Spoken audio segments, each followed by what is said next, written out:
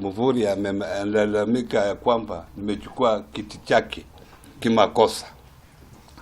Kulingana na sheria yetu ya uchaguzi katika Council of Governors, ukitaka kiti paka ufill application upeane, na wale ambao walikuwa wanataka viti tofauti walifanya hivyo wakati tulikuwa tumepanga tuwe na election au uchaguzi tarehe 14 Disemba, lakini hiyo uchaguzi ikaahirishwa mpaka tarehe 14 Januari, na wale walikuwa wanataka walifill forms.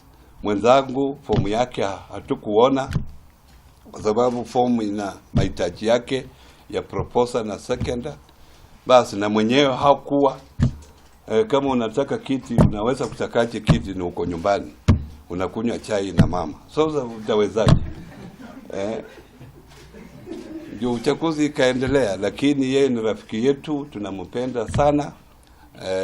Tutaendelea kufanya kazi pamoja na yeye. Hatsi na thina ni twaikarite thina ni twaritie na tukagura kungihana kana ura gukahana governor Nanok arikia na ira turatungana ni undu wa githurano iyo turatungana tugitungana ni undu wa githurano no twatungana no nginya mawatho ma githurano mangirarumirirwo tondu no tukwirire no ungiaga gutuika muhusika hari githurano kiu ndugithurwo koguo onongirirwo no nginya ufuate mubango uria andu merirwo mekagate kana andu magithurwo mageraga.